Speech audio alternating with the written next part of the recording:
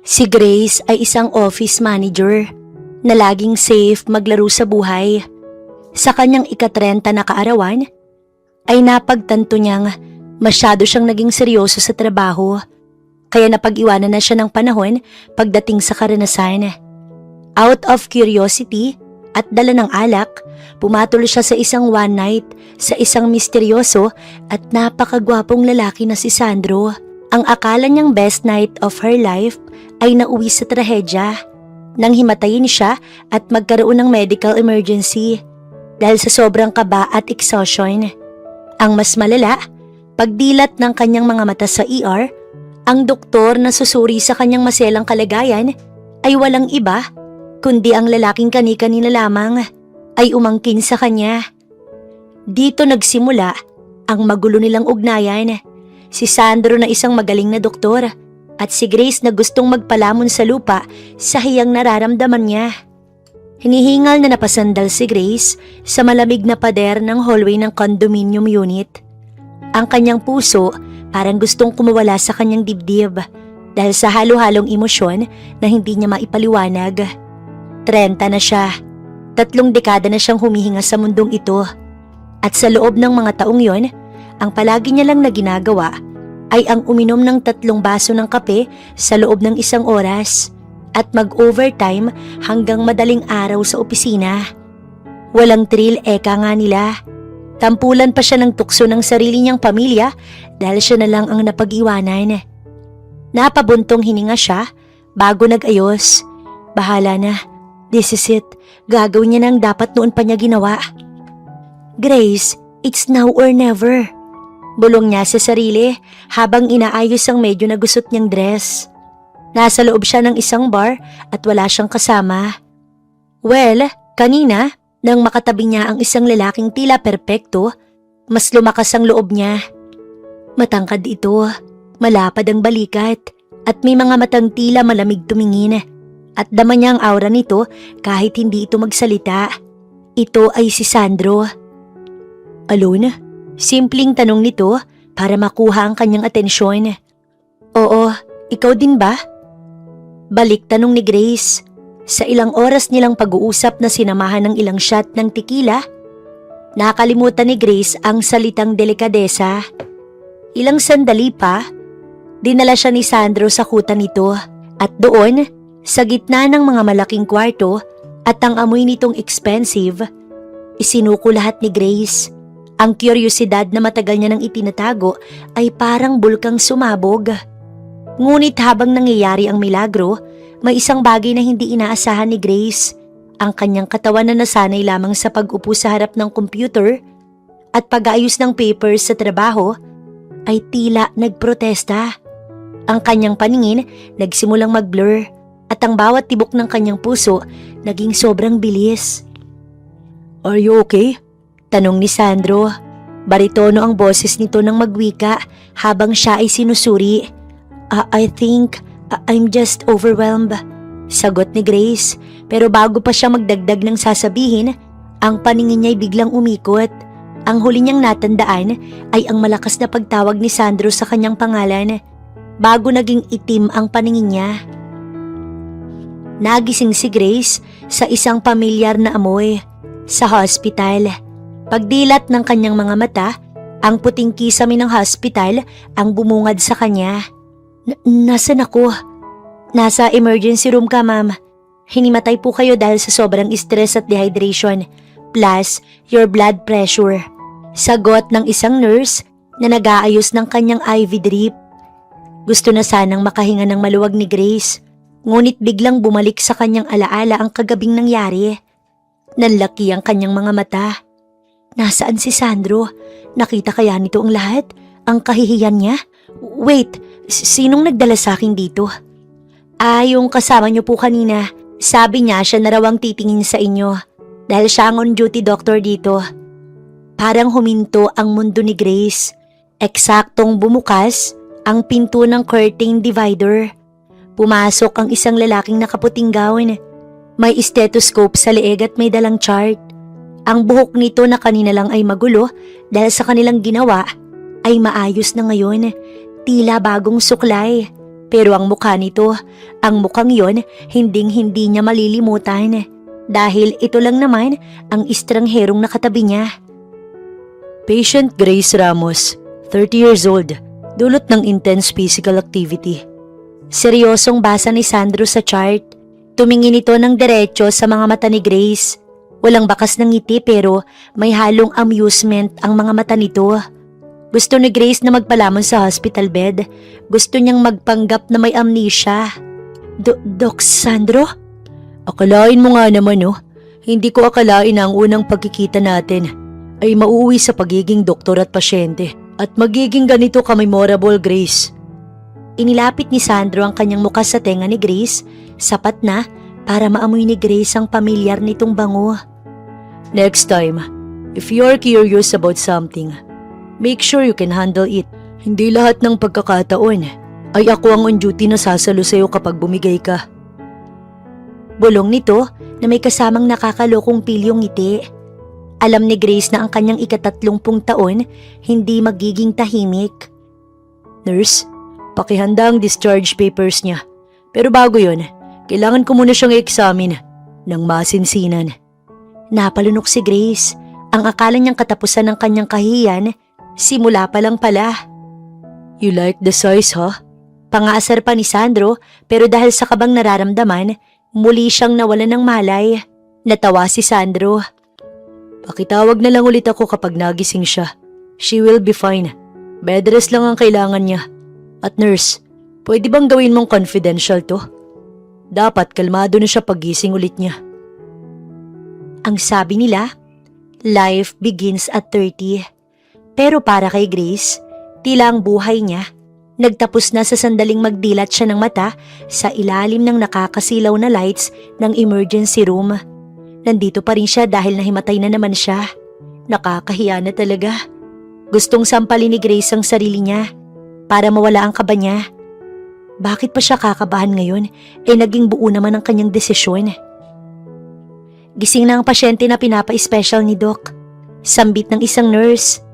Gusto ni Grace na takpan ang mukha niya ng kumot. Sariwa pa sa alaala niyang mga pangyayari. Ang bar at 5 shots ng tequila na nagbigay sa kanya ng peking tapang. Napabuntong hininga siya. Ilang sandali pa, bigla na lang pumasok ulit si Sandro. Bakit ba kasi naisip niyang makipagtsuktsakan na agad sa mismong ika-30 pa niya? Grace, tatanda kang dalaga kung puro trabaho ang inaatupag mo. Ayos na yung ginawa mo. For experience ba? Pilit na ginagaslight niya ang sarili. Kaya naman, sa unang pagkakataon na naging curious siya, isinuko niya ang lahat sa lalaking iyon sa loob ng marangyang penthouse. Ang problema, hindi man lang na-inform ang gagang si Grace na kailangang kayanin nito ang matinding pagtitiis dahil sa pagiging first-timer. How are we feeling, Miss Ramos? Ang boses na iyon, malalim baritono at may nararamdaman naman siyang care. Dahan-dahang liningon ni Grace ang pinagmulan ng boses. Halos mapigtas ang kanyang ugat sa leeg nang makita kung sino ang nakatayo sa paanan ng kanyang kama. Hindi pa rin siya makapaniwala until now na ang lalaking nagwarak sa anes niya ay ang doktor na titingin pala sa kanya. Hindi mo naman ipagsasabi to, no? Nauutal na tanong ni Grace.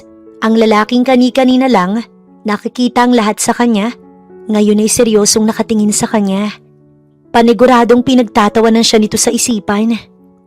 Yes, at ikaw ang pasyenteng dinala rito dahil hinimatay ka.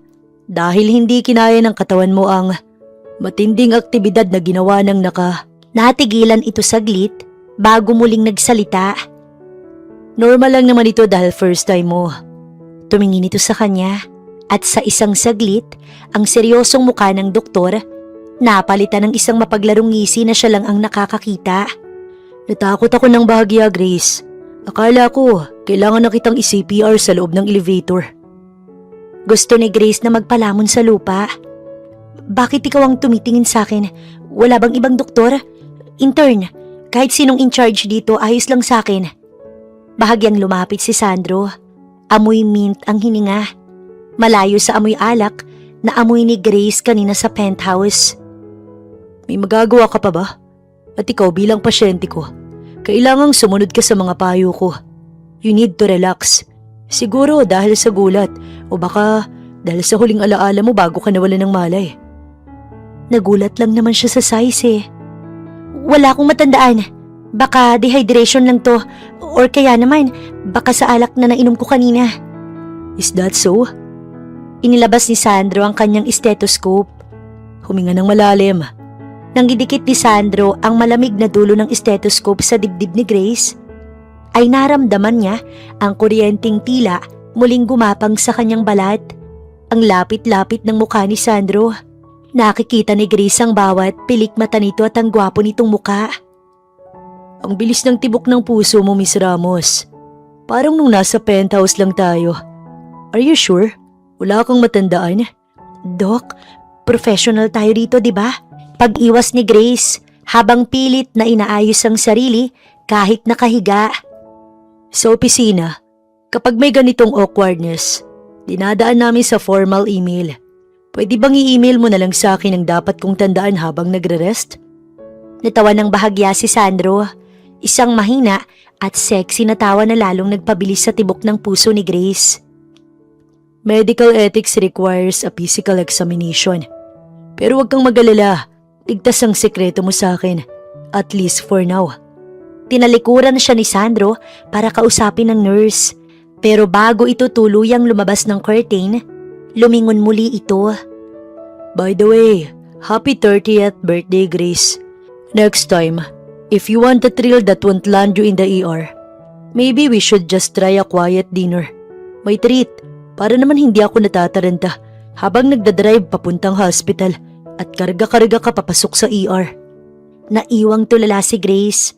Ang kanyang ika-30 kaarawan ay hindi lang basta nagsimula. Wala yata itong balak na hayaan siyang makalimot sa naganap. Buisit, bulong ni Grace sa sarili at takip ng unan sa muka. Bukas na bukas din, magre-resign na ako sa pagiging tao. Ngunit sa kabila ng hiya, may isang bahagi ng puso niya ang hindi maikailang kinilig. Isang nakakabaliw na kilig dahil alam niya, hindi ito ang huling beses na makikita niya si Dr. Sandro at sa susunod, titiyakin niyang hindi na siya mahihimatay. Hindi siya mapapahiya pa ulit sa estrangherong to. Well, stranger pa rin bang matatawag kung kilala na nila ang pangalan ng isa't isa? Paika-ika si Grace na lumabas sa ER. Ayos naman na siya, may kirot na lamang. Pero tolerable naman ang sakit. Para nga siyang lalagnatin eh. Dahil ba 30 na siya at halos lumutin na kaya ganito na kahirap para sa kanya? Parang sinibak ang pechay ko. Inis na bulong niya. Ipinapangako ni Grace na ayos na siya sa experience na ito at hindi na mauulit. Hindi na siya magiging parang pakawala na kapag na-curious ay ginagawa. Binigay lang niyang fantasy niya na sa tingin naman niya, naging worth it pa din sa kabila ng matinding kahihiyan. Samantalang si Sandro ay nakatanaw sa dalagang palayo na. Natawa siya dahil kakaiba talaga ito. Isinuko nito ang sarili sa kanya just for experience. Ganito na ba mag-isip ang mga trentahin na parang nagmamadali na sa buhay? Siya rin naman 35 na siya, pero hindi naman siya kasing desperada nito. Miss Puto! Natatawang hinabol niya ito para bigyan ng pamasahe dahil alam niyang wala itong dala na iwan sa kanyang penthouse. Why are you calling me Miss Puto? Napangiti si Sandro. Oh, the size kasi. Cute size like Puto. Sagot niya bago ito kinindatan at iniwan na pag-abot niya ng 1,000. Naiwan itong namumula sa galit dahil sa kanyang sinabi. 3 araw nang nakalilipas mula nang mangyari ang nakakahiyang hospital incident ni Grace. Ngunit hanggang ngayon, tila naririnig pa rin niya ang boses ni Sandro na bumubulong sa kanyang tenga. Sa opisina, wala siyang ibang ginawa kundi ang magsuot ng turtleneck kahit tirik ang araw na tila ba matatago nito ang hiyang nakatatak na sa kanyang buong pagkatao.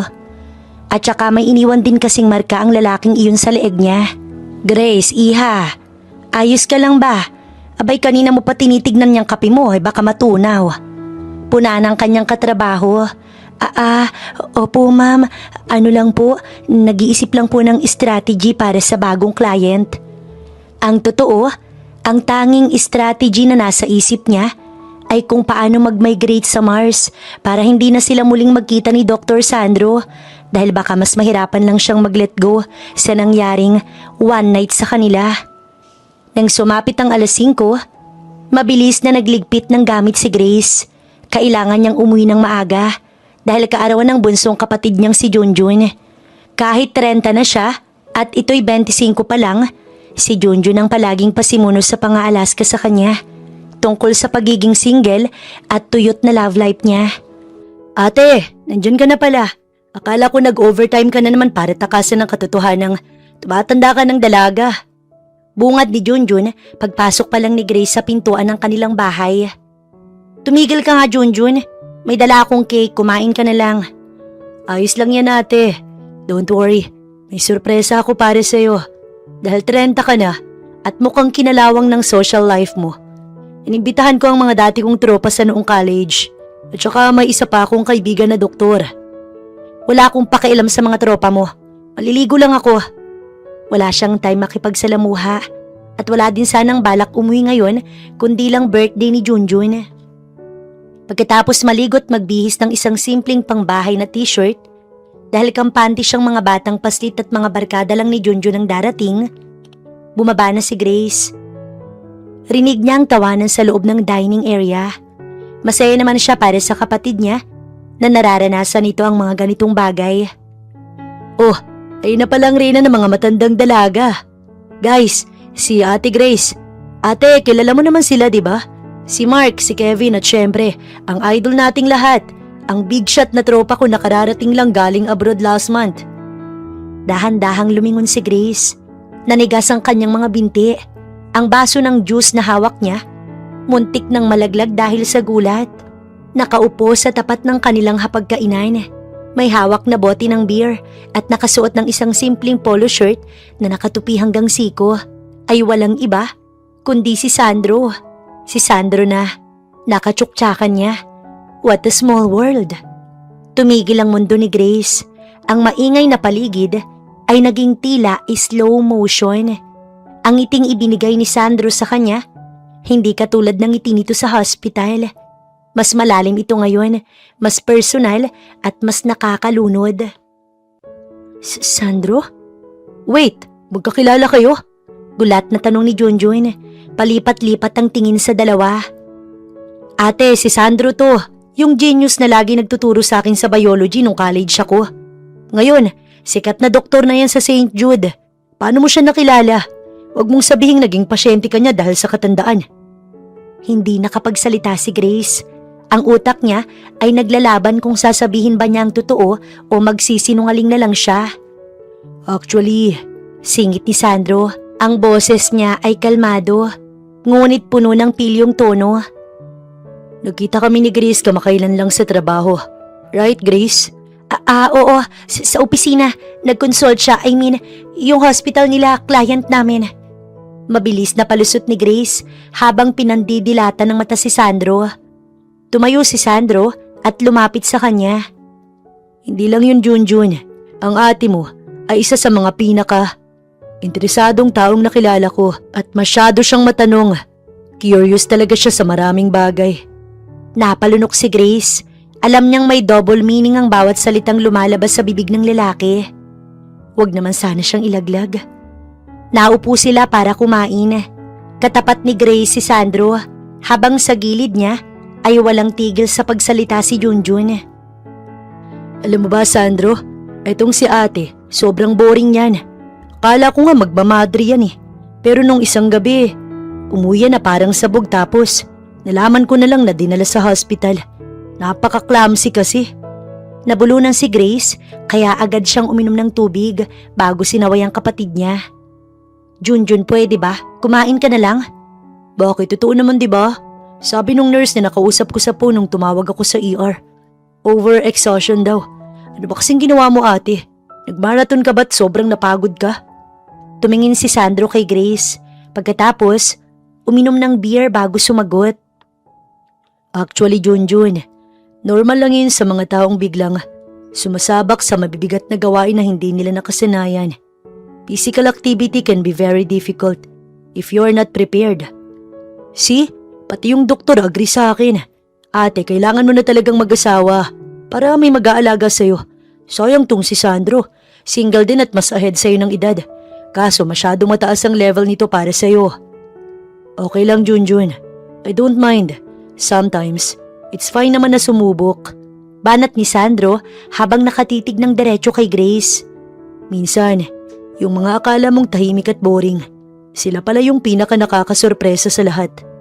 Uminit ang buong mukha ni Grace. Pakiramdam niya ay liyab na ang kanyang mga pisngi. Ang asaran ay nagpatuloy. Sa bawat hirit ni Junjun tungkol sa kanyang pagiging matandang dalaga, ay laging may pambawi si Sandro na tila ba ipinagtatanggol siya. Pero kasabay nito ay binubuko rin ang nangyari sa kanila sa mga double meaning nito na hindi naman napapansin ng mga kasamahan nila.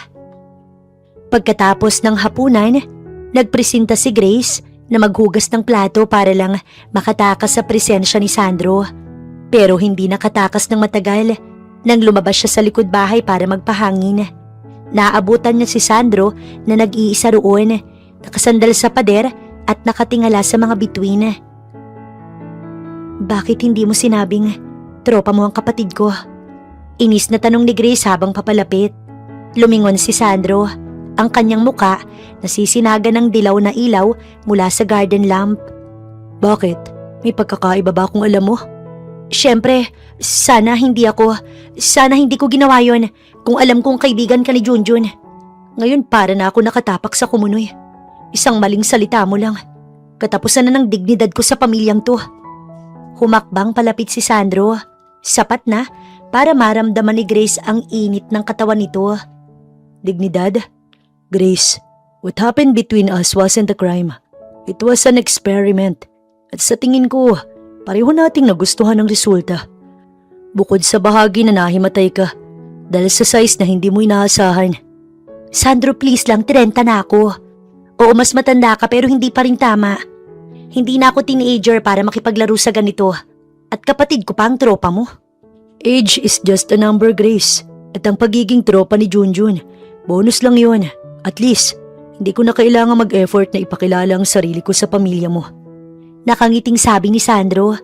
Inabot nito ang isang hibla ng buhok ni Grace at inilagay sa likod ng kanyang tenga. Don't be so hard on yourself. Hindi ka matandang dalaga. You're just well-preserved. Ano siya, pagkain? Buisit ka? Mahinang sabi ni Grace, pero hindi niya maalis ang kanyang tingin sa mga labi ni Sandro. Ate, Sandro, anong ginagawa niyo dyan sa dilim? Mabilis na lumayo si Grace kay Sandro. Wala, baliw ka ba? Nagtatanong lang ako tungkol sa vitamina. Oo, vitamina. Sus, vitamina o vitamin C? Kasi parang naglalayag ng imahinasyon niyo eh. Pasok na kayo rito. Mag-video okay tayo. Sandro, kanta ka. Habang naglalakad pabalik sa loob, naramdaman ni Grace ang marahang paghawak ni Sandro sa kanyang kamay. Isang mabilis na pisil na tila ba nagsasabing, "Huwag kang mag-alala, mahaba pa ang gabi natin." Dito naisip ni Grace na ang buhay niya na dati parang tuwid na linya noon ay naging isang magulo, nakakalito, pero nakakabaliw na ngayon dahil kay Sandro. Paano pa niya ito matatakasan? Sabi pa naman niya, wag na sanang magsalubong ang landas nila. Pero eto ngayon si Sandro, nasa bahay nila at ang lagkit ng tingin sa kanya na para bang nais maulit ang gabing yun. Grabe ang nangyari sa birthday ni Junjun. Hindi inaasahang revelasyon na muli silang magtatagpo para bang nakatadhana na. Ilang araw pa ang lumipas, hindi pa mapapahinga si Grace. Dahil ang bawat pamilya may sari-sariling tradisyon. Ang pamilya ni na Grace, sila ay may tradisyong tinatawag na throw eggs. Mukhang maganda pakinggan. Pero sa katotohanan, ito ay isang malupit at nakakahiyang ritual tuwing may reunion o malaking okasyon. Ang sinumang babaeng nasa hustong gulang na, partikular na ang mga tumapak na sa edad na 30 na wala pa ring asawa o kahit man lang seryosong boyfriend, ay pinatatayo sa gitna. Pagkatapos, ang mga kamag-anak ay magbabato ng mga itlog bilang simbolo at pahiwatig na dapat na silang mapisa o magkaroon ng sariling pamilya. Para kay Grace, ang tradisyong ito ay isang bangungot. Ayaw na ayaw niya itong ginaganap once a year at sinisikap niyang takasan. Pero ang ina nila, hindi sila makakatakas sa galit nito. Oh, Grace, bakit nakatago ka riyan sa likod ng sofa? Halika rito sa gitna. Sigaw ni Tita Baby, ang pinakamarites sa kanilang lahat. 30 ka na, iha. Nung edad ko'y 3 na ang anak ko. Ikaw puro ballpen at folder pa rin ang kasama mo sa kama. Nagtawanan ng mga pinsan ni Grace. Ang kanyang mama naman nakatingin lang na may halong awa at pagsang-ayon. Sige na, Grace, para lang naman to sa swerte. Baka pagkatapos nito, mahanap mo ng dawan mo.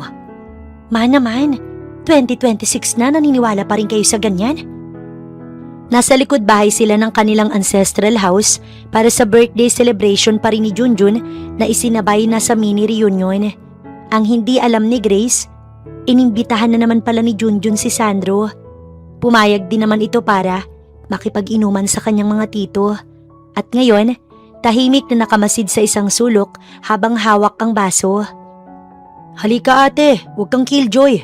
O joke ni Junjun na may hawak ng isang tray ng mga itlog. Isang malakas na pisalang para sa matandang dalaga. Walang nagawa si Grace. Humakbang siya sa gitna ng bilog habang ang lahat ay naghahanda na. Ang kanyang mga pinsan may hawak ng itlog. Handang-handa na siyang gawing omelette sa harap ng lahat. Wait, bago ang batuhan, ang tanong ng bayan. Grace, kailan ka ba talaga mag-aasawa? Baka naman nakalimutan mo na kung paano humarot. Asar ni Tito Boyet. Imuko si Grace. Ang kanyang kamao ay nakakuyom. Gusto niyang sumigaw.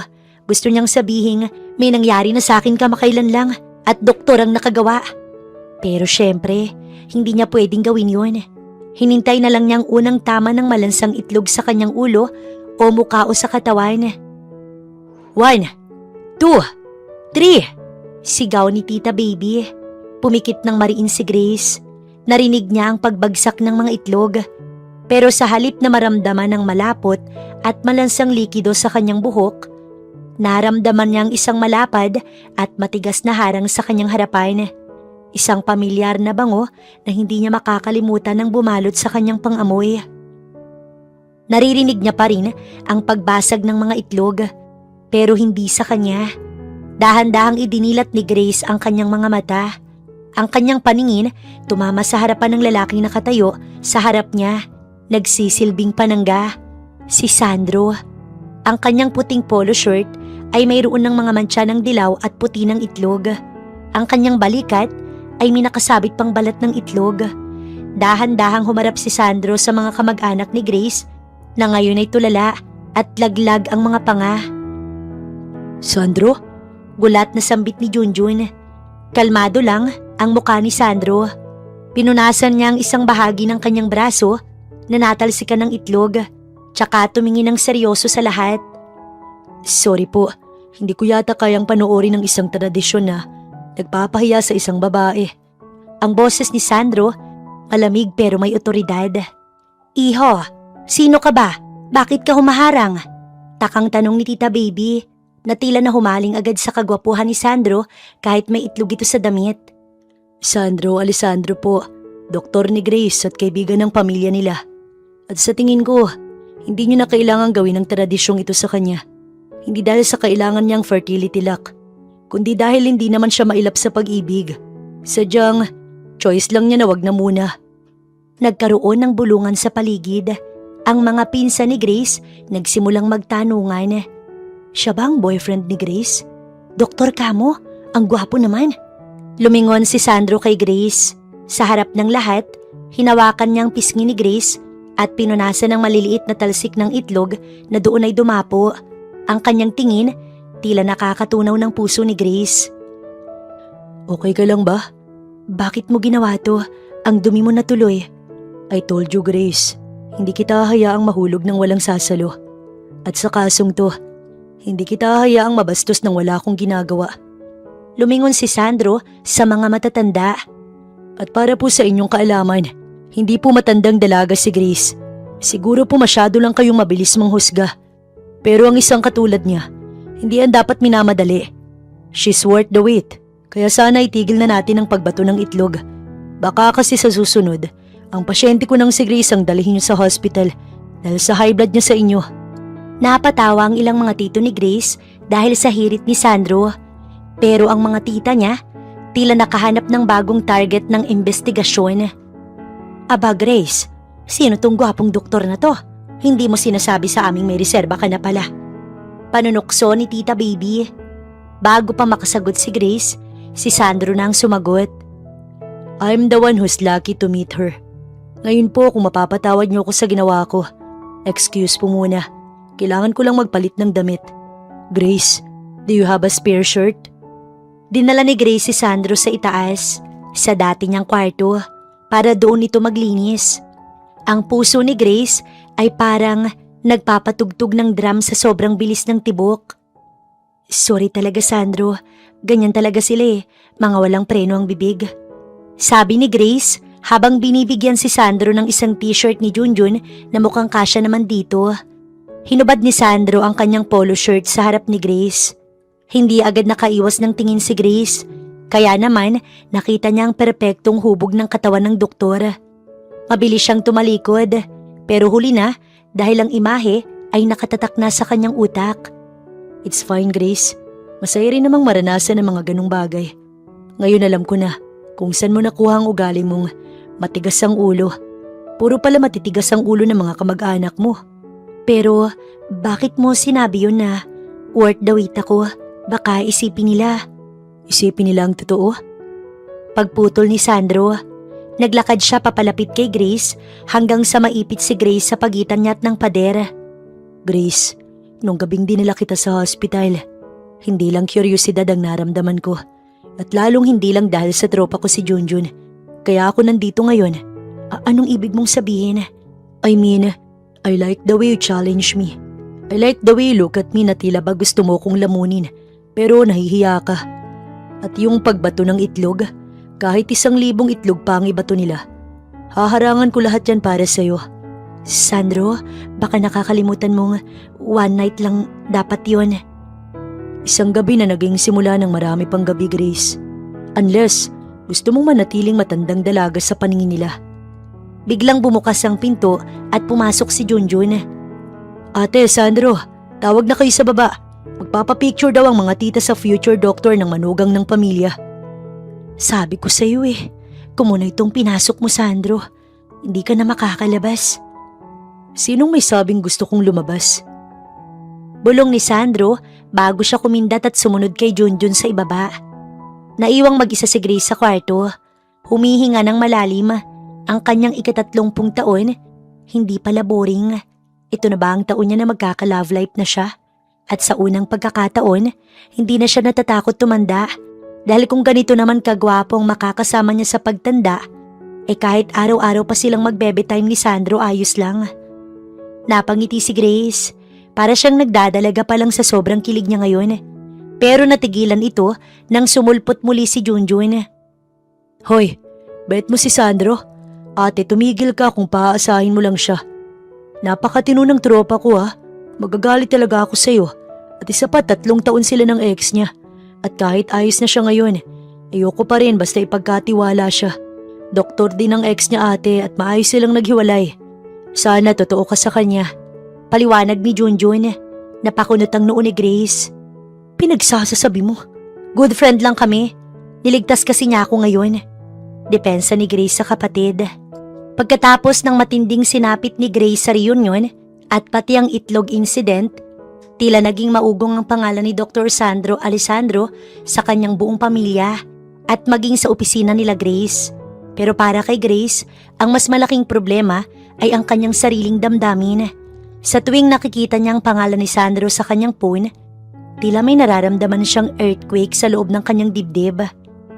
Biyernes ng hapon, habang abala si Grace sa pag-aayos ng mga dokumento, ay isang text ang nagpatigil sa ginagawa niya. Wear something comfortable but nice. Susunduin kita ng 7 p.m. No eggs involved, just us.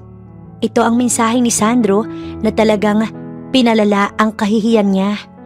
Halos mapunit ang labi ni Grace sa kakangiti dahil kahit pilit niyang itinatago ito sa mga osisera niyang katrabaho, hindi niya maiwasang maipakita minsan.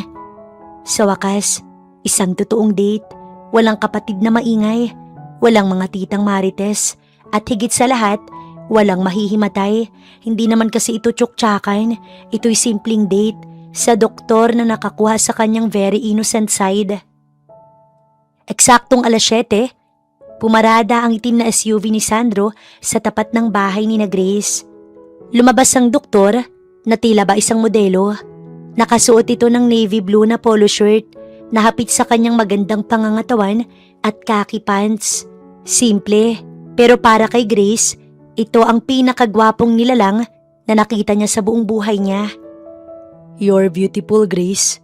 Bungad ni Sandro nang ito ay makalapit. Hindi na ito nag-atubili at hinawakan agad ang kamay ni Grace. "Salamat, medyo kinakabahan lang ako. Baka kasi kung saan na naman tayo umuwi." "Don't worry. This time, I'll make sure the only reason your heart beat fast is because of me, not because of some medical condition." Sagot ni Sandro bago pinagbuksan ng pinto ang dalaga. Dinala ni Sandro si Grace sa isang bagong restaurant sa labas ng syudad. Ang paligid ay puno ng mga lights, malamig ang simoy ng hangin at may banayad na tugtog ng romantic music sa background. Perpekto itong lugar para sa mga nagdi-date pa lang talaga. Alam mo Sandro, akala ko nung una hindi ka ganito. Isa ka lang rin sa mga lalaking mahilig maglaro. Pero yung ginawa mong humanang ka sa harap ng mga kamag-anak ko, hindi ko alam kung paano magpapasalamat. Hindi mo kailangang magpasalamat, Grace. Ginawa ko yun dahil gusto ko. Hindi ko hahayaang saktan o ipahiya ang babaeng pinapangarap ko. Gusto na sanang himatayin ni Grace sa kilig, pero sa pagkakataong to, siniguro niyang kontrolado niya ang pressure ng kilig na binibigay ni Sandro. Hawak na ni Sandro ang kanyang kamay sa ibabaw ng lamesa at dahan-dahang inilalapit ang kanyang muka sa dalaga. Nang biglang tumunog ang cellphone ni Sandro, sabay silang napatingin sa device. Nagbago ang ekspresyon ng mukha ni Sandro. Mula sa pagiging malambing, naging seryoso at alerto. "Grace, I'm sorry. It's an emergency. Kinukulang sila ng doktor sa ER. I need to go." "I understand, Sandro. Trabaho mo yan. Buhay ang nakasalalay." "No, hindi kita pwedeng iwan dito. Sumama ka sa akin. Pagkatapos na to, itutuloy natin ang date natin kahit madaling araw pa." Tumango naman agad si Grace at hindi nagdalawang isip na sumama kay Sandro. Pagdating sa hospital, tila naging isang giyera ang paligid. Maraming ambulansyang dumarating, tunog ng sirena at mga nurse na nagmamadali. Si Grace ay naiwan sa nurse station.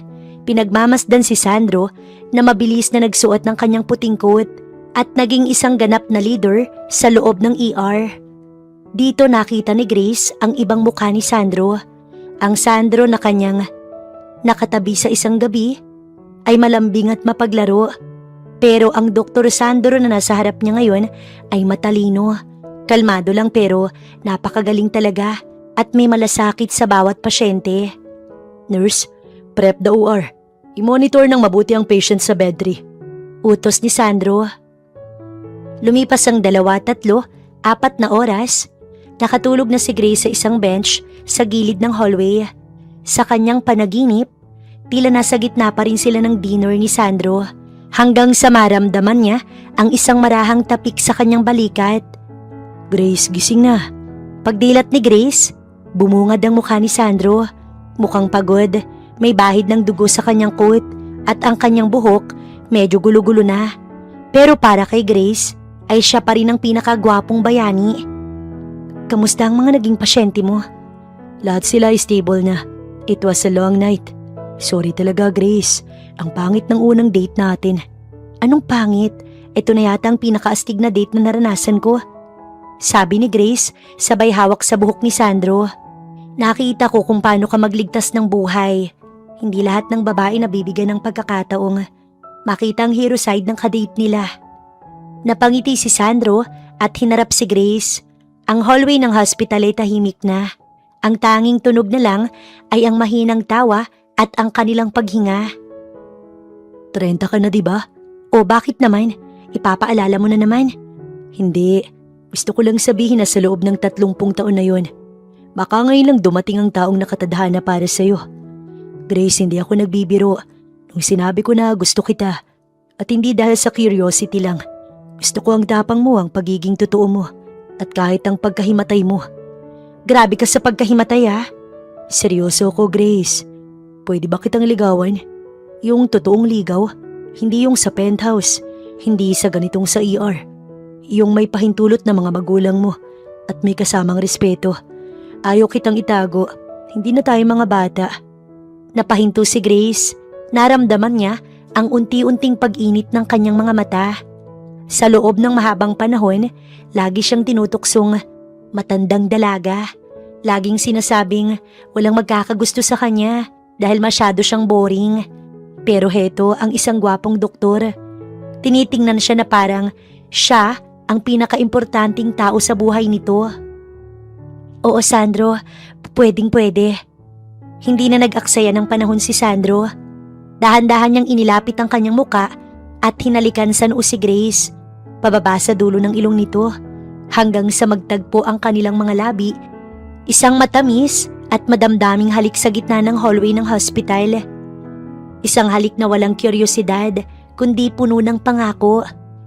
Wait lang, anong sasabihin ko kay Junjun? Sigurado nga asarin ako noon na doktor ang nakuha ko para gamutin ang pagiging dalaga ko. Natawa si Sandro at niyakap ng mahigpit si Grace. Hayaan mo siya, sabihin mo sa kanya, ang doktor na to, kinuha kang pasyente for life. No discharge allowed. Sa akin ka na ngayon, Grace. Habang naglalakad sila palabas ng hospital, magkahawak kamay, ngunit hindi nila alam na sa malayo may isang pares ng mga mata na kanina pa nakamasid. Si Doktora Erica ang tinutukoy ni Junjun na ex ni Sandro na matagal nang naghihintay sa kanyang pagbabalik dito sa Pinas para muling makita ang taong minamahal niya ng sobra. Pero dahil sa inuna niya ang kanyang career, iniwan niya si Sandro. I'm so sorry for leaving you, Sandro. Nandito na ako, mahal ko. Babalik na ulit ako sa buhay mo. Sambit ni Erica sa sarili bago na pangiti habang pinagmamasdan ng ex niya. Ngunit para kina Grace at Sandro, ang gabing ito hindi katapusan ng isang naudlot na date, kundi ang simula ng kanilang pagmamahalan. Grace at 30 finally found the cure for her lonely heart. Hindi lang siya makapaniwala na ang naka one night lang naman niya ang magiging kadate na pala talaga niya. Pinanindigan nito ang pechay niyang nadiligan. May miss po to. Sambit pa ni Sandro na ikinakunot ng noo ni Grace. Siguro gusto mo sa malaki, no? I remember, yun ang sinabi mo sa akin paglabas ko sa hospital. No, I really like it. The cute size. At even it's small, I don't mind. Talagang you don't mind, no? Ikaw nga halos mabaldado na ako dyan. Nagreklamo ba ako? Dapat lang, if you wanna date me, forget the size. Get it? Lumabas ang pagiging bossy ni Grace. Itong puto size na to. Aminin mo, kinabaliwan mo to, Sandro. Oo naman, baliw na baliw.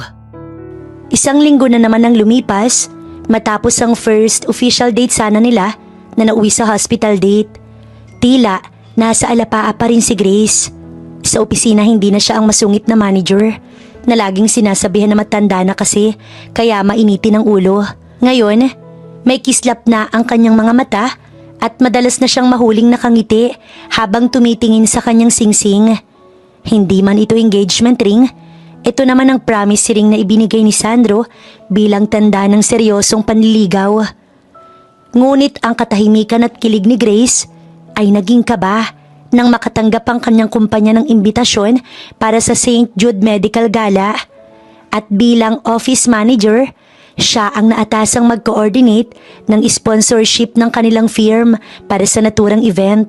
Paniguradong magkikita talaga sila ni Sandro sa event na yun. At nakakahiya lang rin para sa kanya na ito ang unang beses na makakasama niya si Sandro sa bigating event. Pansinin kaya siya nito? Ipakilala kaya siya nito? Kahit na ang mga kasama nito ay kapwa din doktor. Ate, sigurado ka bang handa ka nang humarap sa high class na kaibigan ni Sandro? Ikaw pa naman, Ugali kang hindi ka namamansin pag nahihiya ka. Tanong ni Junjun habang pinanonood si Grace na nagsusukat ng isang eleganting gown. Hinarap niya ang kapatid bago nagpaliwanag. Trabaho to, Junjun, at isa pa si Sandro ang escort ko. Anong dapat kong ikahiya? Alam na niyang pupunta ako kaya hindi na ako nahihiya kahit papaano. Sanay na ako sa ganitong event eh. Hindi lang ako sanay na may kasamang partner at mandiligaw pa. Natatawang sagot ni Grace, bagamat sa loob-loob niya ay may kaba talaga. Ang venue, puno ng kilalang personalidad sa mundo ng medisina. At nang dumating si Grace kasama si Sandro, ay agad silang sentro ng atensyon. Si Sandro sa kanyang black tuxedo, mukhang isang prinsipe. Habang si Grace naman, nagmistulang sopistikadang reyna sa kanyang kasuotan. Dr. Alessandro, you're finally here. Isang malambing at malamig na boses ang narinig nila mula sa likuran. Pagharap nila, tumambad ang isang babaeng napakaganda. Ito ay si Doktora Erica Velez. Nakasuot siya ng isang napakagandang gown na malalaman mo talagang may presyo sa tingin pa lamang. At higit pa sa kanyang katawan, ang kanyang buhok ay nakalugay lamang at ang kanyang aura puno ng talino at napaka-elegante. Erika, tipid na bati ni Sandro. Nararamdaman ni Grace ang bahagyang paghigpit ng hawak ni Sandro sa kanyang bewang. And you must be Grace. Nakangiting baling ni Erika sa kanya. Walang bakas ng galit o inggit sa mukha nito. Sa halip, ang mga mata nito ay puno ng paghanga at respeto. Inilahad ni Erika ang kanyang kamay. I've heard so much about you. I'm Erika, the head of cardiology and an old friend of Sandro. Nice to meet you, Doktora. Sagot ni Grace. Pilit na pinapanatili ang kanyang poise. Sandro, hindi mo naman nabanggit na ang napili mo pala isang babaeng may kakaibang ganda at husay sa pamamahala. Sabi ni Erika habang nakatingin kay Sandro. Nabalitaan ko ang ginawa niyang pag-organize sa sponsorship ng kumpanya. Very professional. Grace is full of surprises. Sagot ni Sandro, sabay tingin kay Grace ng may pagmamahal. Napangiti naman sa kanila si Erika. Sa kalagitnaan ng event, nang sandaling kumuha ng inumin si Sandro, ay nilapitan ni Erika si Grace nang mag-isa sa balcony. Inasahan ni Grace na magtataray ito o magbabanta. Pero nagkamali siya. Grace, may I have a moment? Tanong ni Erika. Sumandal siya sa pasamano ng balcony. Tinitingnan ang ilaw ng syudad. Alam mo, Sandro and I, we were perfect match. Parehong doktor, parehong galing sa pamilya ng mga surgeon. We dated for 3 years before I went abroad. Bakit mo sinasabi sa akin to, Doc? Because I want to be honest with you. Hindi ako nandito para gumawa ng eksena o para awayin ka. Professional ako, Grace, at ganoon din si Sandro. I still care for him. Actually, I still love him at bala ko siyang bawiin in a good way. Ayoko masaktan ka kaya sinasabi ko lang sa paraang alam ko na hindi kailangan makipagbangayan, right? We're professional, so bakit natin idadaan sa bangayan? That's childish. Natigilan si Grace. Mas nakakatakot pala ang kalaban na tapat at maayos makipag-usap kaysa sa nanunugod. Gusto kong patunayan sa kanya na mas bagay kami dahil sa mundong ginagalawan namin. Pero hindi ko gagawin yun sa pamamagitan ng paninira sa'yo. Patuloy ni Erika. Lumingon siya kay Grace at ngumiti ng tapat. I will win him back by being the best version of myself and showing him what he's missing. If he chooses you in the end, then I will respect that. Pero sa ngayon, asahan mong magiging competitor mo ko. Politely. Napalunok si Grace. Ang kanyang curiosity, dinala siya sa isang sitwasyong hindi niya akalaing mangyayari. Isang matalinong ex-girlfriend na handang lumaban ng patas.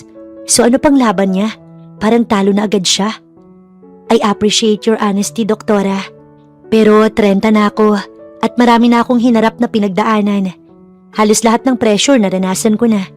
Hindi ako basta-basta susuko sa isang kompetisyon. Lalo na kung ang premyo ay ang lalaking minamahal ko. Natawa ng bahagya si Erika. I like your fighting spirit, Grace. No wonder Sandro is interested by you. Ganyan din kasi ako. For sure, Naaalala niya ako sa karakter mo at paniguradong ang mga ginagawa niya sa inaw ay nagawa na namin. Let the best woman win. Let the best woman win. Pag-uulit ni Grace. Nainis lang siya ng slight sa pagkumpara ni Erica, pero deadman na lang si Grace. Hindi away ang pinunta niya dito kundi trabaho. Sa ngayon nahahayaan niya na lang muna. Nang bumalik si Sandro, napansin niya ang tensyon sa pagitan ng dalawa, bagamat pareho silang nakangiti. Everything okay here? Tanong ni Sandro, sabay akbay kay Grace. Everything is perfect, Sandro. Nag-usap lang kami ni Grace tungkol sa nakaraan natin at sa mga minahal ko sa'yo. Nang sila na lang dalawa, hinarap ni Grace si Sandro. Sandro, sikat ka pala talaga, no? Bigla akong nanlula kasi ang taas mo pala. Hindi na nakakapagtaka kung bakit mahal ka pa rin ng ex mo. Gwapo at matalino ka, at saka loyal. Natawa si Sandro at hinalika ng kamay ni Grace. Grace, kahit sino pang bumalik sa buhay ko, alam mong isa lang ang nais ng puso ko, di ba? Para sa akin ikaw lang at alam mo naman yun. Seryoso ka ba? Kasi baka curious ka lang rin kung paano ang pakiramdam makipagbalikan sa isang perfect match. I mean, naiintindihan ko naman, hindi na ako bata. Hinawakan ni Sandro ang magkabilang pisngi ni Grace at idinikit ang kanyang noo rito. Grace, look at me.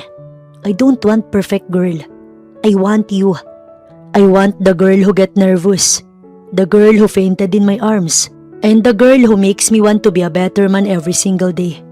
Si Eric ay bahagi ng nakaraan ko, pero ikaw ang dulo ko. Hindi na ako bata para itulak mo sa kanya. Get straight to the point, babe. Nagsiselos ka ba kay Erica? Matagal na kaming tapos. I know I'm not vocal about my past, pero ngayon sasabihin ko na sa'yo. Sorry, oo nga naman, hindi dapat ako ganito. Pasensya na, negative ang aura ko today. Sorry talaga, bawi na lang ako sa'yo. No, I understand. Hindi mo kailangan mag-sorry, Grace. It's always you, Grace. Sa gitna ng marangyang gala, hindi alintana ni Grace ang mga matang nakatingin sa kanila. Sa bisig ni Sandro, naramdaman niya ang seguridad na hindi kayang ibigay ng kung sino. Alam niyang hindi magiging madali ang mga susunod na araw dahil kay Erica. Pero dahil sa pagmamahal ni Sandro, ay handa siyang lumaban. Tara na, yaya ni Sandro. Saan tayo pupunta? Somewhere private. Ayokong i-share ang ganda mo sa mga tao rito dahil masyadong maraming curious sa'yo. At gusto ko na ako lang ang may access sa'yo tonight. Hila-hila ni Sandro si Grace palabas ng ballroom habang ang kapatid ni Grace na lihim palang sumunod sa event, abalang-abala sa pagkuha ng litrato mula sa malayo. Ayan na, ang doktor at ang ate kong magme-menopause na. Pack up na tayo guys, may kasalan na to. Sigaw ni Junjun mula sa labas habang nakatanaw. Iba rin pala talagang pumili ang ate mo, no? Natatawang tanong ng tita baby nila. Tropa ko yun, tita. Proud ako na siyang napusuan ni ate ko. Nakakatuwa to. Magiging bayaw ko si Sandro. Junjun? Nagulat si Junjun nang makita siya ni Erica. Ikaw pala, kamusta na? Eto, ayos naman. So, how's life? O si Sandro, nakausap ko kanina. Jun, miss ko na talaga siya. Napasimangot si Junjun. Sorry ha, pero kasi ate ko nang nanalo sa puso ni Sandro. Sana wag ka nang umepal. Please lang. Thank you very much, mauna na ako, Erica. Naiwang tulala si Erica sa sinabi ni Junjun. Hindi naman umalis ang dalawa sa event. Gusto lang nilang masolo ang isa't isa, kaya lumayo lang sila. Ang gabi ng gala ay tila isang panaginip para kay Grace. Matapos ang pakikipag-usap kay Erica sa balcony, dinala siya ni Sandro sa hardin. Isang pribadong sulok na malayo sa ingay ng mga tawanan at kwentuhan. Ang hangin ay sariwa at sobrang payapa pag silang dalawa lang pala. Ang tanging liwanag ay mula sa buwan at mga maliliit na bumbilyang nakasabit sa puno. Grace, kanina pa kita gustong masolo. Masyadong maraming istorbo. Sandro, baka hinahanap ka na yata sa loob. Ikaw ang start of the show, remember? Hindi ko kailangan ng palakpak ng ibang tao. Sapat na sa akin na nandito ka. Sa pagkakataong to, hindi si Sandro ang unang gumalaw. Si Grace na pagod na sa pagiging safe at pagiging matandang dalaga na laging naghihintay, hinila niya ang tuksido ni Sandro para idikit ang kanyang mga labi rito. Isang matamis na mapangahas at determinadong halik. Gumanti si Sandro ng mahigit pa sa energy na ibinibigay niya. Tila ba ipinaparating na sa bawat dampi ng kanilang mga labi ay bawal ng puwang ang sinumang tao sa kanila. Mula man ito sa kanilang nakaraan. Hingal pa sila ng maghiwalay, ngunit ang katahimikan at moment nila ngayong gabi ay nabasag ng isang malakas at mabilis na yabag. Isang malutong na sampal ang dumapo sa pisngi ni Grace. Sa sobrang lakas nito, kaya naman napalingon ang kanyang mukha sa kanan at naramdaman niya agad ang pag-init at pagkirot ng kanyang balat. "Erica?" Sigaw ni Sandro, agad na humarang sa harap ni Grace. Nakatayo si Erica, hindi na ang eleganting doktor na nakita nila kanina. Ang kanyang mga mata ay nanlilisik, ang kanyang dibdib mabilis na tumataas baba dahil sa galit at hingal, at ang kanyang gown tila nawala ng kinang dahil sa galit na bumabalot sa kanya. Pero kahit ganito, ang kanyang tindig nananatiling matuwid. Ang galit niya hindi pang palengke. Bakas pa rin ang klas sa postura ni Erica. Sadyang hindi lang ito nakapagtimpi dahil sa selos. "I expected more from you, Sandro." Simula ni Erica. Ang boses niya ay mahinahon, pero bawat salita parang may kasamang lason. "I thought you had taste, pero mukhang tama nga sila. Na after years of being a top surgeon, minsan ay mas pinipili ng tao ang fast food dahil ito ang madaling makuha." Dahan-dahang humarap si Grace. Hawak ang kanyang namumulang pisngi.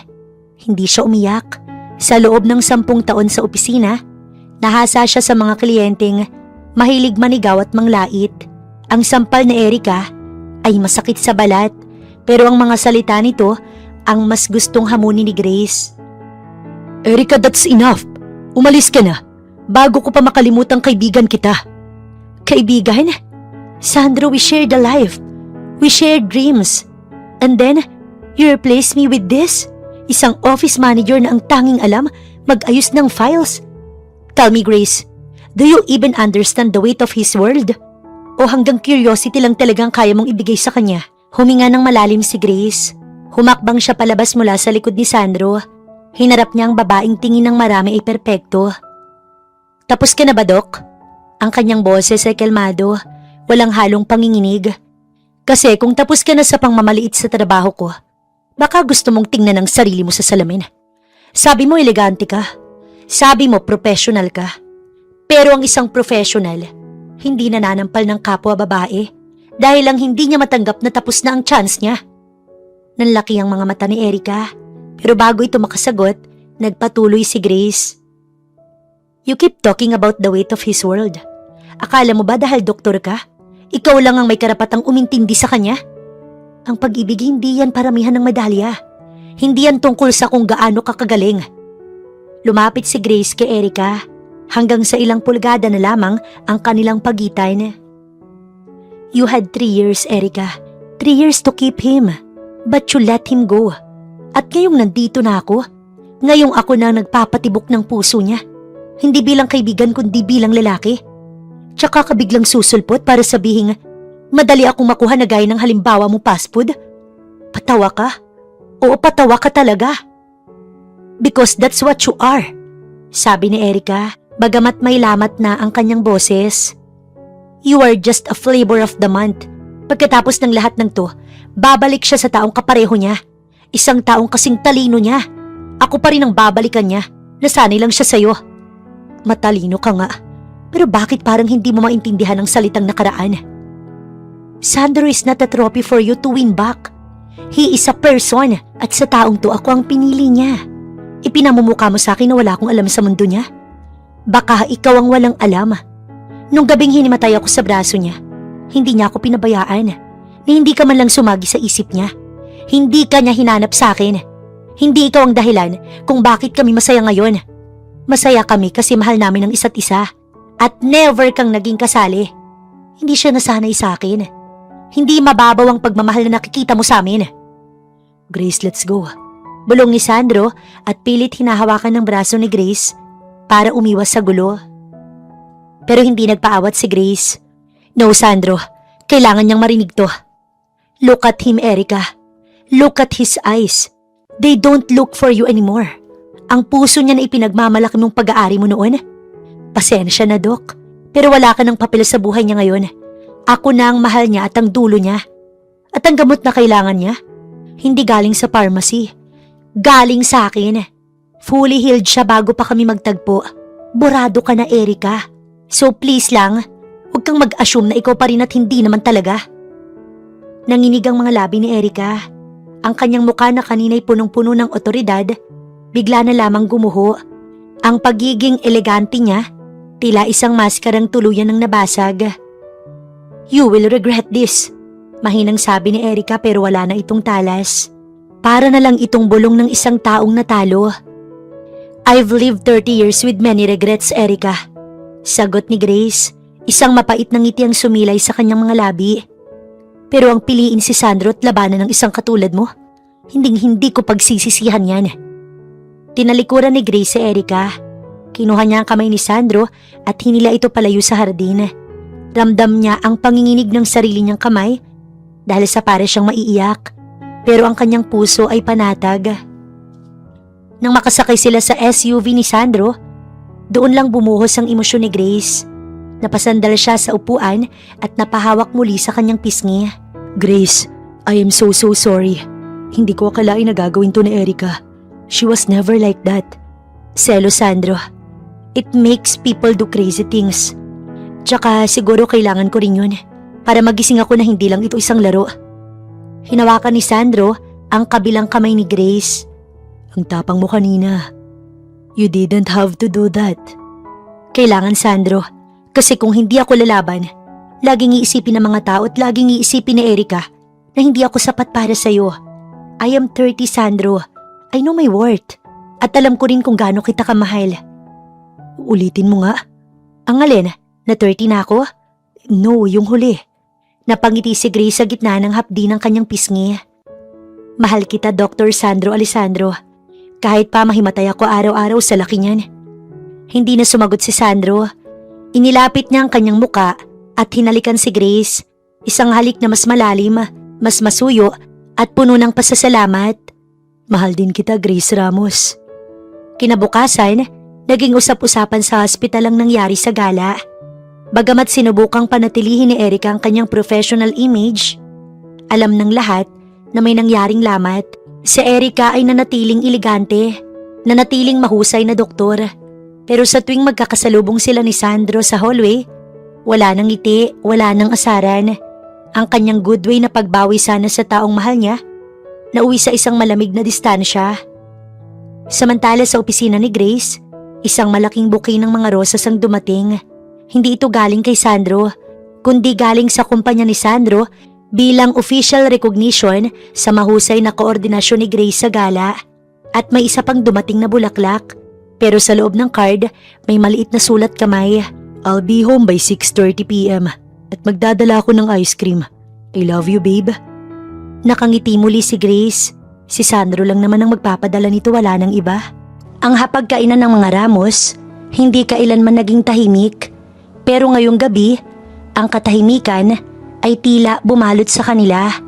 Nakaupo sa gitna si Sandro, suot ang isang formal na puting polo na malinis at plantsadong-plantsado. Sa tabi niya ay si Grace na halos hindi makahinga sa sobrang kaba. Sa tapat nila ay ang kanyang mga magulang at ang kanyang kapatid na si Junjun na kanina pa pabalik-balik ang tingin sa dalawa. Ma, pa, panimula ni Grace. Ang kanyang tinig medyo nanginginig. Nandito po si Sandro dahil gusto po namin na formal na magpaalam sa inyo. Magpaalam? Tanong ng kanyang tatay. Ang mga kilay ay halos magsalubong na. Saan kayo pupunta? Magtatanan ba? Hindi po, tito. Singit ni Sandro. Ang kanyang boses naman, baritono at may tapang. Nandito po ko dahil gusto kong formal na hingi ng pahintulot ninyo na ligawan ko siya. O sa totoo lang po, ipagpatuloy ang seryosong relasyon namin ni Grace. Mahal ko po ang anak nyo. Katahimikan, 5 segundo hanggang naging 10 segundo. Biglang narinig ang malakas na pagbagsak ng kutsara ni Junjun. Sabi ko na nga ba eh, sabi ko na nga ba. Kaya pala yung check-up naging date. Ate, ang galing mo. Sa dinami-rami ng itlog na ibinato sa'yo, ang nakuha mo yung pinakamalaking premyo. Junjun, tumigil ka nga. Saway ng kanilang ina, pero baka sa mukha nito ang isang malapad na ngiti. Iho, si Grace ay 30 na. Akala namin ay nakalimutan niya ng salitang pag-ibig dahil sa trabaho. Pero kung ikaw ang mag-aalaga sa kanya, sino ba naman kami para tumanggi? Doktor ka, gwapo ka, at higit sa lahat, nakita namin kung paano mo siya hinarangan nung reunion. Grabe ang kilig ng kanyang ina habang nagpapaliwanag. Salamat po tita. Pangako po na hindi ko sasayangin ang tiwala ninyo. Si Grace ang pinakamahalaga na hawakan ko habang buhay. Napaiyak ang nanay ni Grace sa tuwa habang ang kanyang tatay tumayo at nakipagkamay kay Sandro. Alagaan mo ang anak ko, Dok. Kahit na medyo matigas ang ulo niyan pero ginto ang puso niyan. Kinabukasan, si Grace naman ang isinalang sa hot seat.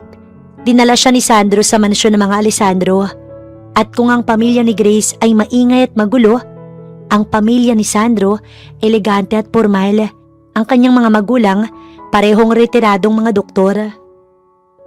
Mom, Dad, this is Grace Ramos, the woman I've been telling you about. Napansin ni Grace ang mapanuring tingin ng ina ni Sandro. Sa loob ng ilang sandali, naalala niya si Erica, pero imbis na sampal, isang mainit na yakap ang natanggap niya. So ikaw palang nagugustuhan ng anak namin. Nabalitaan namin ang nangyari sa gala. I like a woman who knows how to stand her ground. Hindi sapat ang talino kung walang tapang, Grace. Welcome to the family. Doon naramdaman ni Grace ang tunay na pagtanggap. Hindi siya tiningnan bilang isang babae lang na pinakilala ni Sandro. Iba talaga ang pagtanggap ng mga ito. Tiningnan siya bilang babaeng nagpapasaya sa kanilang anak.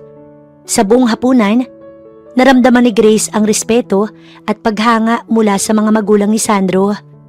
Isang bagay na akala niya, hinding-hindi niya mararanasan sa mundong kinabibilangan nito. Matapos ang sunod-sunod na pagpapakilala sa pamilya, ay dinala ni Sandro si Grace sa kanyang rest house sa Tagaytay. Malayo sa ingay ng Maynila, malayo sa presensya ni Erica, at malayo sa mapanghusgang mga mata na pwedeng umistorbo sa kanila. Gabi na at ang hamog ay bumabalot sa paligid. Nakatayo sila sa teres, pinagmamasdan ng magandang view. Ang layo na ng narating natin mula nung gabing nahimatay ako, no? Hindi ka nahihimatayin ngayon. Dahil ngayon, alam ko na kung paano ka hahawakan ng tama. Humarap si Grace kay Sandro. Ang kanyang puso hindi na tumitibok ng dahil sa kaba, kundi dahil sa matinding pananabik. Sandro, nung una, curiosity lang talagang dahilan, pero ngayon, gusto kong ibigay ang sarili ko sa'yo. Buong buo kong ibibigay sa'yo. Hindi dahil sa kuryosidad, kundi dahil mahal kita. Walang salitang binitiwan si Sandro.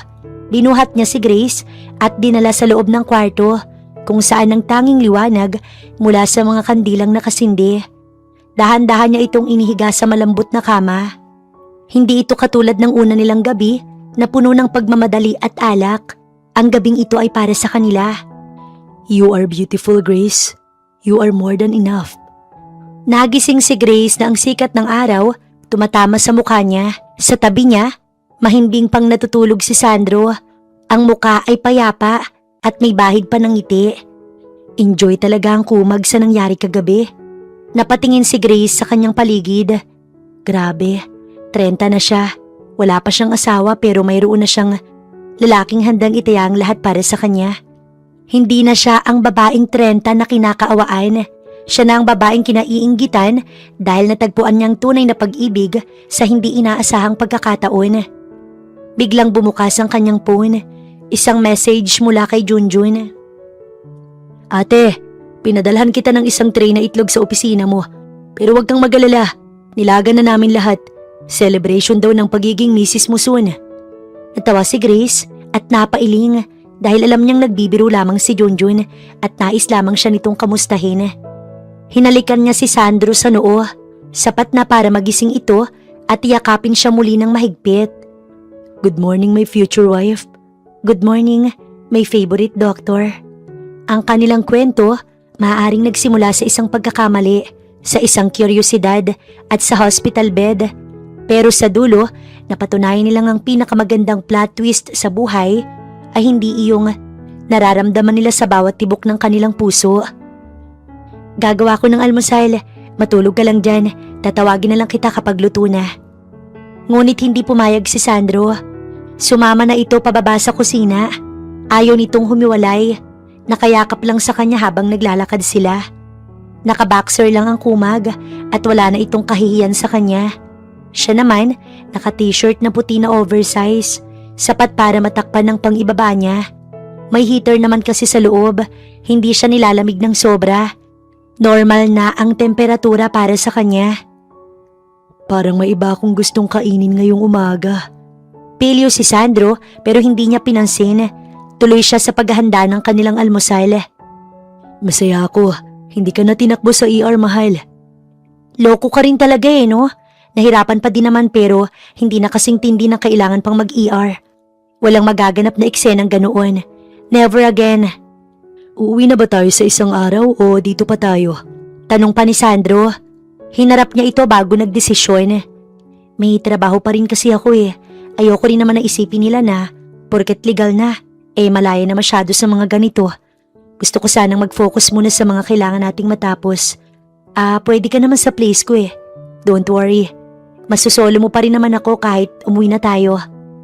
Parang nanlambot si Sandro sa labis na kilig. Marunong din pala talagang magpakilig ang kanyang nobya.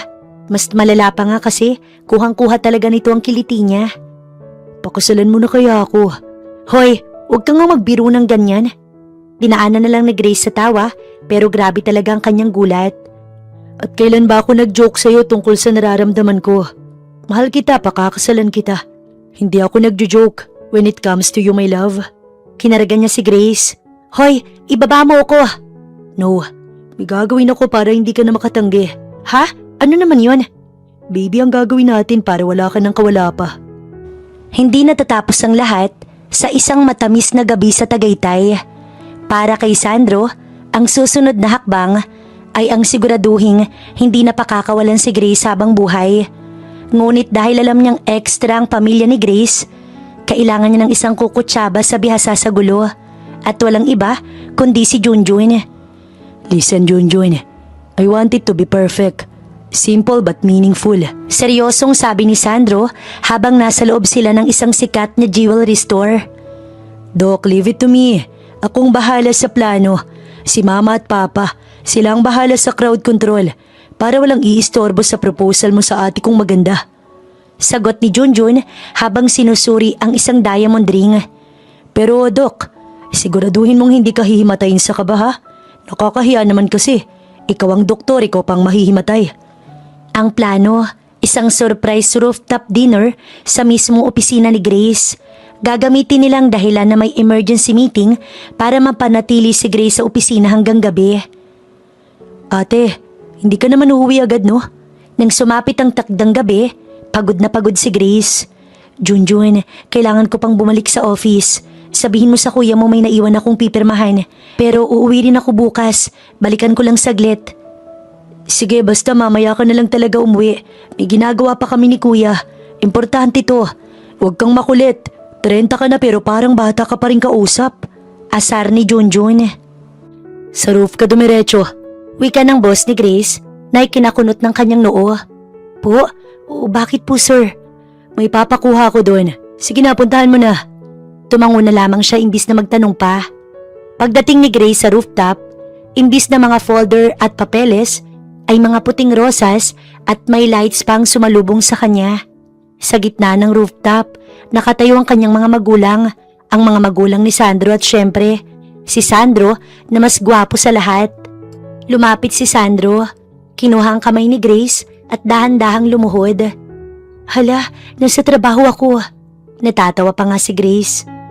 Sorry te, dito namin plinano Alam naman ng boss mo't suportado niya. So kaya pala ayaw mo muna akong pauwiin kasi wala kayo doon. Napailing-iling pa si Grace bago bumaling kay Sandro na nakaluhod pa din. Grace, you came into my life out of curiosity, but you stayed because of love. I don't want to be just your doctor, your boyfriend or your protector. I want to be the man You wake up to every single day for the rest of our lives. Will you marry me? Sa gitna ng palakpakan at hiyawan ni Junjun na tila nanalo sa loto, ang tanging nasabi ni Grace ay ang nais marinig ng mga ito. Yes, 1,000 times yes.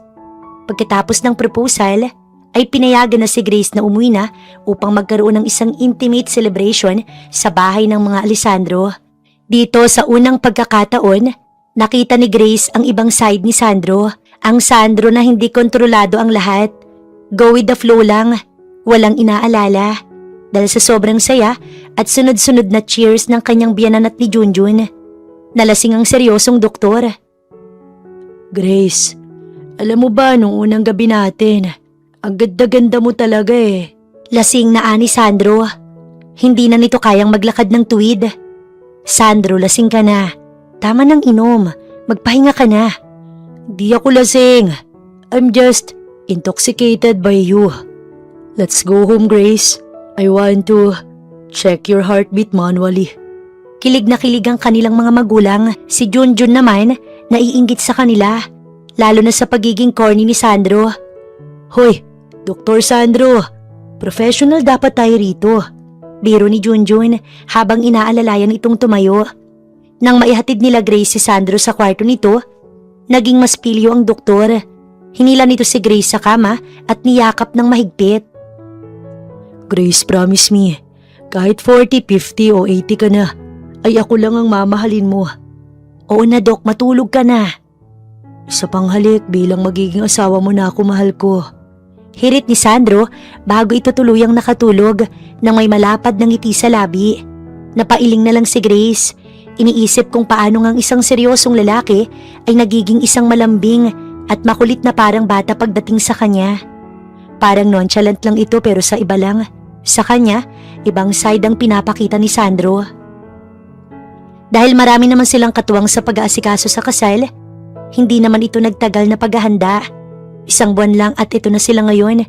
Papunta na sa yugto na simula ng pagsasama nila bilang ganap na mag-asawa. Ang venue, puno ng mga bulaklak at mga taong saksi sa kanilang magulong simula. Si Grace ay naglalakad sa altar. Suot ang isang napakagandang lace gown na nagpatingkad sa kanyang ganda. Sa dulo naman ay ang taong mahal na mahal niya. Naghihintay ang isang Sandro na hindi na lasing kundi emosyonal na nakatingin sa kanyang mapapangasawa. I, Sandro, take you, Grace, to be my wife. In sickness and in health, my love. Sa'yo lang ako magpapa-under at hindi ko ikakahiya yun. Proud na sabi ni Sandro sa kanyang vows na nagpatawa sa buong mga bisita. And I, Grace, take you, Sandro, to be my husband, to love you, even when you're being a pilyong doktor, and to always be curious about our future together. Nang ideklara silang mag-asawa, isang mahaba at madamdaming halikang sumelyo sa kanilang pangako. Si Junjun ayon, umiiyak sa gilid habang kumukuha ng video para sa remembrance. Mabilis na lumipas sa mga taon, sobrang sariwa pa para sa kanilang lahat kapag binabalikan nila. Pero minsan, natatawa na lang din sila. Sa isang malawak na playground ng kanilang bagong bahay, isang maliit na batang lalaki na kamukang-kamukha ni Sandro ang tumatakbo habang hinahabol ni Junjun. Baby Josh, huwag kang tumakbo ng mabilis. Baka himatayin ka. Patay ako sa mami mo. Sigaw ni Junjun. Lumabas si Grace mula sa kusina. Dala ang isang tray ng pagkain. 35 na siya ngayon pero mas mukhang bata at masaya kaysa noong siya'y 30. Nararamdaman niyang isang pares ng mga kamay na yumakap sa kanya mula sa likuran. Are you happy, Mrs. Alessandro? Sobrang saya, Doc. Sinong mag-aakala na ang kuryosidad ko noon dito pala tayo dadalhin? Sabi ko sa'yo, di ba? I am the best doctor for you. And look at our son over there. Sa dulo ng lahat, natutunan ni Grace na ang buhay hindi natatapos sa edad na 30. Minsan, kailangan mo lang sumubok, maging curious at maniwala na may isang taong nakalaan na sasalo sa'yo dahil mahal ka nila. Ako ang nag-iri, pero ikaw ang pinagmanahan. Wala man lang kinuha sa akin kahit isa. Pero ikaw ang nagbigay ng saya sa akin. Mahal ka namin ng anak mo. Mahal na mahal. Huwag ka na magtampo, gawa na lang ulit tayo.